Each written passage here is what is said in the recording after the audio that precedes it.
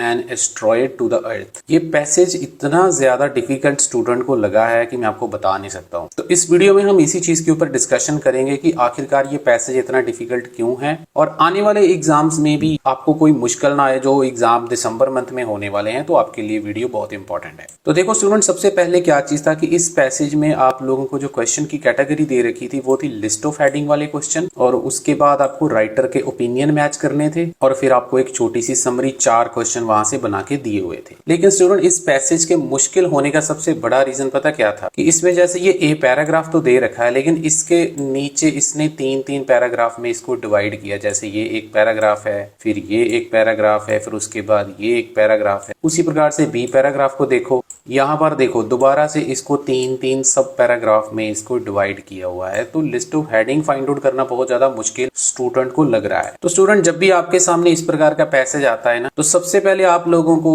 मैंने जैसे पहले भी बोला कि आपको पहले समरी सॉल्व करनी है। समरी को लोकेट करो, तो इसके कुछ कीवर्ड जैसे यहाँ पे यूएस मिशन कैप्चर दिख रहा है आपको, इसको आप अंडरलाइन कर सकते हैं। फिर इसके बाद सन एंड प्लैनेट है, रिसोर्सेज है, सोर्स ऑफ पावर है, स्पेस और अर्थ है। तो जैसे ही हम इसको थोड़ा सा शुरू से एंड तक स्कैन करना शुरू करते हैं तो स्टूडेंट बी पैराग्राफ में आप देखेंगे यहाँ पर आपको यूएस मिशन दिख रहा है। उसके नीचे आप थोड़ा सा जाएंगे तो यहाँ पर मटेरियल वगैरह दिखाई दे रहा है जिसको हम रिसोर्स बोल सकते हैं। यहाँ पर पावर भी दिखाई दे रहा है और यहाँ पे प्लैनेट वगैरह लिखा हुआ है। तो कहीं ना कहीं उसने जो समरी है वो ये वाले 2 पैराग्राफ को यूज करके बनाई हुई है। तो सबसे पहले हम समरी को ही सॉल्व करेंगे। 1 वर्ड में हमारी ब्लैंक्स आने वाली है। तो यहाँ पे क्या लिखा है, an asteroid could also act as a dash base for further space travel and exploration. तो act as a dash base, तो ये सेंटेंस को हम रीड करते हैं। क्या लिखा है, an asteroid would provide a stationary base. यहाँ पे स्टेशनरी जो है यहाँ पर आंसर आ जाएगा। उसके बाद पढ़ के देखिए, asteroid would have weaker dash would allow easier movement of resources. तो क्या चीज उसकी वीकर थी, तो ये देखो यहाँ पे लिखा, because of our planet strong force of gravity since this means, ये जो ग्रेविटी है इसके लिए यहाँ पे एक रेफरेंस प्रोनाउन यूज किया गया है। This would be far weaker on an asteroid. तो यहाँ पर ग्रेविटी जो है वो आपका आंसर आ जाएगा। नेक्स्ट वाला देखिए, these resources include dash and dash, और ये वाला जो पहले वाला 25 है इसमें ब्रैकेट में इसने लिखा which could be used in space और अर्थ। तो ये जो रिसोर्सेज है इसमें क्या 2 चीजें इंक्लूड हैं, उसमें से एक चीज स्पेस और अर्थ के लिए यूज की जाएगी और दूसरी चीज पावर के सोर्स को यूज करने के लिए। तो यहां से इसको क्लियर लिखा हुआ है, some are full of metal which can be mined and used to build space based habitats। ये एक आंसर तो यहाँ पे मेटल हो जाएगा। और दूसरा यहाँ पे लिखा, others are up to 1/4 water which either be used for support or broken down into hydrogen। ये पावर वाला पार्ट आ गया, हाइड्रोजन और ऑक्सीजन टू मेक फ्यूल वाला। तो एक आंसर यहाँ पे मेटल आ जाएगा और दूसरा आंसर यहाँ पे वाटर आ जाएगा। तो चुटकियां में स्टूडेंट हमने ये वाली जो समरी है सॉल्व कर ली है। 4 आंसर हमारे सही हो चुके हैं और ये वाला जो पैराग्राफ है यहाँ से यहाँ तक हमने ऑलमोस्ट समरी के लिए यूज कर लिया है। आगे बढ़ने से पहले स्टूडेंट, अगर यहाँ तक आपको मेरी वीडियो से कुछ सीखने को मिला है तो चैनल को जरूर सब्सक्राइब कर लें, लाइक कर दें और शेयर कर दें वीडियो को ज्यादा से ज्यादा। तो अब हमारा काम क्या रहेगा स्टूडेंट, अब हम इसको पढ़ना शुरू करेंगे ए पैराग्राफ से लिस्ट ऑफ हेडिंग के लिए। मैं आपको स्टूडेंट एक चीज बताना चाहता हूँ, जब भी आपको ये 2-3 पैराग्राफ वाले लिस्ट ऑफ हेडिंग आते हैं ना, तो चांसेस हाई होते हैं कि वो सारे के सारे पैराग्राफ को लिस्ट ऑफ हेडिंग के लिए यूज नहीं करते। इसमें से कुछ पैराग्राफ ऐसे होते हैं जो उसने दूसरे क्वेश्चंस के लिए यूज किए होते हैं। दूसरे क्वेश्चंस कौन से हैं, जैसे आपको मैंने बताया कि इसमें आपको ये जो राइटर ओपिनियन है वो भी आपको दिख रहे होंगे। जैसे इसी बी पैराग्राफ की ही अगर हम बात करें तो यहाँ पर लुइस फ्राइडमैन जो है वो आपको दिखाई दे रहा है। तो इससे रिलेटेड हम पढ़ेंगे टेक्स्ट और हमारा एक राइटर ओपिनियन वाला क्वेश्चन भी ठीक हो जाएगा।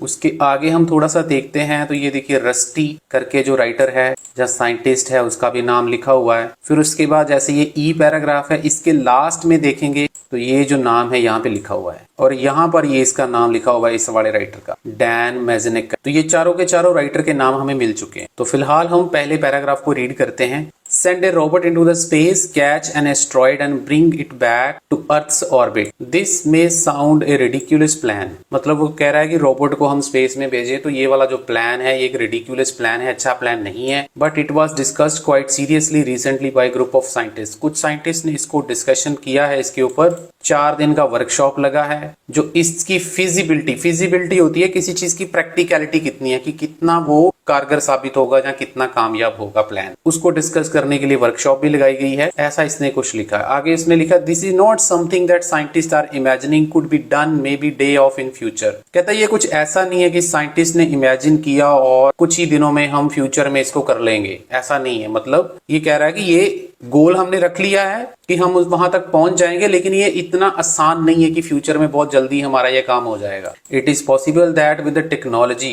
We have today and could be accomplished within a decade. शायद कहता है इसको 10 साल लग सकते हैं, जो टेक्नोलॉजी हमारे पास आज मौजूद है उससे हम ये काम कर सकते हैं, लेकिन 10 साल लगेंगे। तो यहाँ पे एक प्लान को उन्होंने ड्रॉ किया है और उस प्लान के ऊपर डिस्कशन हो रही है कि इसकी प्रैक्टिकलिटी चेक की जा रही है। तो यहाँ तक हमने यही पढ़ा है। फिर उसके बाद alternatively a large spacecraft could use its gravitation field to shift the orbit of a large asteroid, sending it towards Earth. Once you get over the initial reaction, you want to do what? देखो ये सारे का सारा जो paragraph है ना, इसमें कुछ नहीं हुआ, सिर्फ एक इमेजिनेशन के ऊपर ही चल रहा है कि ये गोल रियलिस्टिकली पॉसिबल भी है इसको अचीव करना या नहीं करना। तो आप यहाँ से इसको स्कैन करेंगे स्टूडेंट, तो बहुत आराम से आपको पता चल जाएगा कि एक achievable goal, not an impossible dream, this is the only possible heading जो आप इसके लिए चूज कर सकते हैं। तो इसका जो आंसर है 5th नंबर आ जाएगा और यहाँ से मैंने इसको कट भी कर दिया। अब देखो स्टूडेंट, ये जो बी पैराग्राफ है ये देखो बहुत ज्यादा कॉम्प्लिकेटेड है। मुझे नहीं लगता कि आपको इसके ऊपर टाइम वेस्ट करना चाहिए। ऑलरेडी हमने इसमें से 4-5 क्वेश्चन निकाल भी लिए हैं समरी वाले। फॉर द टाइम बिंग इसको स्किप कर देंगे, क्योंकि जो दूसरे पैराग्राफ हैं जैसे सी पैराग्राफ थोड़ा छोटा है, डी पैराग्राफ थोड़ा छोटा है, उसी प्रकार से ई पैराग्राफ में भी 2 पार्ट दिए हुए हैं। तो कहीं ना कहीं हमारे लिए ये 2-3 पैराग्राफ ज्यादा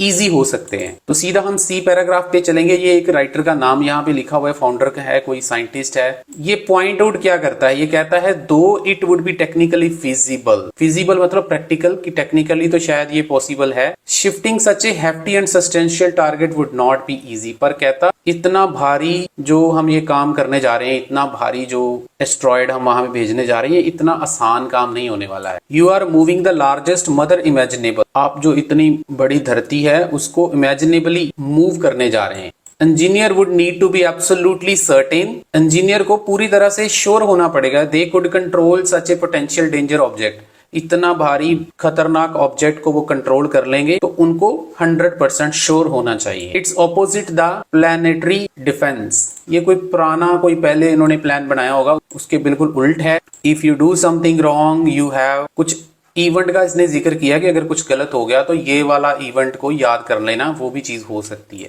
मतलब ये कुछ नेगेटिव बातें कर रहा है कि पूरा श्योर होना चाहिए, ध्यान रखना चाहिए आपको, अगर कुछ गलत हो गया तो ये वाला इवेंट हो सकता है, ऐसा इसने कुछ बोला है। तो आप इसको स्कैन करके देखेंगे तो बड़े आराम से पता चलेगा कि ये कह रहा है कि हमें बहुत ही ध्यान से और केयर से इसको करना है, need for skill and care. तो यहाँ पर फर्स्ट हमारा आंसर आ जाए। स्टूडेंट अगर आपको मेरी बात समझ आ रही है तो वीडियो को लाइक जरूर कर देना, शेयर कर देना, क्योंकि ये सारे का सारा स्किल्स के ऊपर है। उसके बाद हम डी पैराग्राफ को देखते हैं। कहता है still these obstacles only add to appeal the project for engineers who love to go over every potential difficulty in order to solve it and if the challenges for large asteroid seems to be daunting. अगर कहता है कि जो बड़े वाला asteroid है उसको जो हम वहां पे भेज रहे हैं, ये इसके चैलेंजेस अगर काफी बड़े हो जाते हैं, डॉन्टिंग हो जाते हैं, क्या होना चाहिए, researchers could always start with a smaller asteroid. तो रिसर्चर छोटे वाले एस्ट्रॉयड से इसको शुरू कर सकते हैं। आगे उसने उसकी लेंथ वगैरह बता रखी है। फिर लास्ट ईयर ये कोई ब्रोफी नाम का बंदा है, इसने स्टडी कंडक्ट की है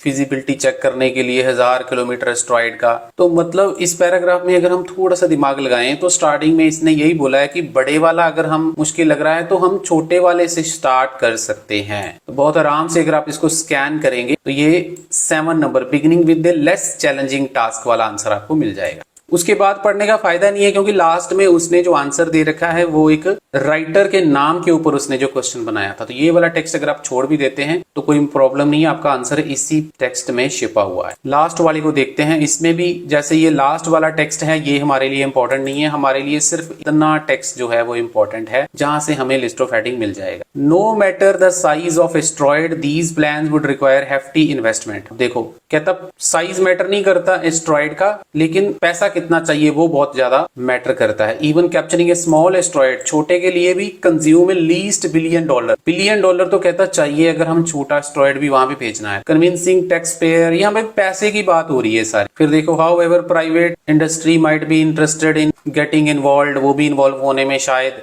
इंटरेस्टेड हो जाएंगे। तो पैसे की ही बात बेसिकली यहाँ पे चल रही है कि पैसा बहुत ज्यादा इसके ऊपर लगने वाला है। तो यहाँ पे आपका आंसर मिल जाएगा ऑब्टेनिंग सपोर्ट। तो यहाँ पे 4 नंबर हेडिंग आपका आंसर बन जाएगा obtaining support for the project. तो देखा स्टूडेंट, हमने सारे हेडिंग कर लिए, बस हमारे पास ये बी को हमने छोड़ दिया है। अब हम क्या करेंगे, ये जो राइटर के ओपिनियन है इसको थोड़ा देखेंगे क्योंकि हमें टेक्स्ट कम पढ़ना पड़ेगा। तो जैसे ये राइटर है रस्टी, ये क्या कहता है, points out though it would be technically feasible shifting such a hefty and substantial target would not be easy. Inverted comma वाला text, you are moving the largest mother imaginably he says. तो इसका मतलब ultimately यही बनता है कि इतना बड़ा जो हम वहां पे भेज रहे हैं एस्ट्रॉयड, वो इजी काम नहीं है क्योंकि आप लार्जेस्ट मदर को मूव करने जा रहे हैं। तो आप स्कैन करेंगे इसको 1 by 1 तो आपको पता चल जाएगा कि asteroid weight makes the project extremely challenging, क्योंकि उसका वेट ज्यादा है। जैसे उसने बोला था कि मदर, इतनी भारी मदर को आप मूव करने जा रहे हैं, मतलब वो इतने भारी एस्ट्रॉयड की बात कर रहा है। तो डी जो है यहाँ पे इसका आंसर आ जाएगा। उसी प्रकार से इसके बारे में हम पढ़ना स्टार्ट करेंगे। ये क्या कहता है, ये कहता है of course such small object may not have same emotional impact as a larger target. NASA is not going to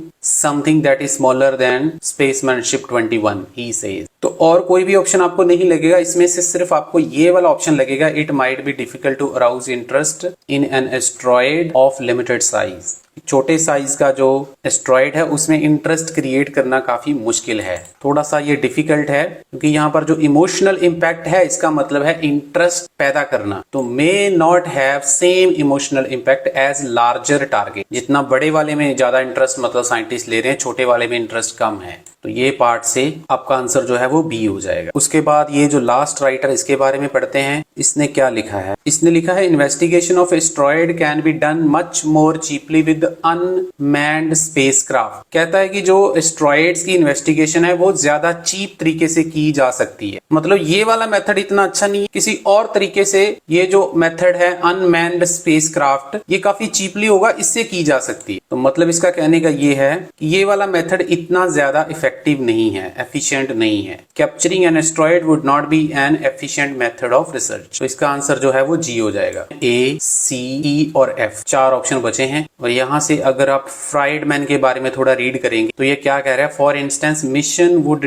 teach engineer to capture an uncooperative target. Mission would teach मतलब mission engineer को कोई चीज सिखाएगा कि uncooperative target को कैसे उन्होंने capture करना है। सिखाना, किसी को सिखाना मतलब कि कोई स्किल गेन करना। Skill gained save the earth from future danger. इसको आगे थोड़ा सा रीड करिए। इसने लिखा which could be useful practice for planetary defence mission in event of threat from meteoroid और comet from space approaching our planet he adds. तो ये थ्रेट वाला पार्ट जो है वो डेंजर वाला पार्ट आ गया, जो इसने यहाँ पे लिखा है अर्थ फ्रॉम फ्यूचर डेंजर। तो स्किल मतलब टीच करना, तो ये आपका ई जो है, यहाँ पर ई जो है वो आपका आंसर आ जाएगा। अब हमारे पास एक लिस्ट ऑफ हेडिंग बचा हुआ है। अगर आपका ये सॉल्व नहीं भी होता है तो कोई दिक्कत नहीं है क्योंकि ये थोड़ा सा कॉम्प्लिकेटेड है। आप इसका स्क्रीनशॉट लेके आप ट्राई कर सकते हैं क्योंकि इसका जो आंसर है वो यहाँ पर ही छिपा हुआ है। इसके आगे जाने की आपको जरूरत नहीं है। इस पैराग्राफ में राइटर का नाम जो है वो आपका एक आंसर है, तो इसलिए जो आंसर है आपका लिस्ट ऑफ हेडिंग वाला वो सिर्फ ये वाले टेक्स्ट में ही है। स्टूडेंट मैं बताना चाहूंगा ये सारी चीजें स्किल के ऊपर डिपेंड करती हैं कि आपकी स्किल कितनी अच्छी है। पैराग्राफ इतना डिफिकल्ट नहीं था, 1-2 क्वेश्चन हर पैराग्राफ में ऐसे होते ही हैं जो बैंड 9 वाले होते हैं, तो वो आप छोड़ सकते हैं। बाकी आपको कैसे टैकल करना है वो सारा स्किल्स के ऊपर डिपेंड करता है। तो वो सारी स्किल्स हमने अपने क्रैश कोर्स में कवर कर रखी है। जो भी स्टूडेंट हमसे क्रैश कोर्स लेते हैं, प्रेडिक्शन क्रैश कोर्स लेते हैं, 8 घंटे की वीडियोस होती हैं जिसमें सारे मॉड्यूल के टिप्स एंड ट्रिक्स हमने कवर कर रखे हैं। उनके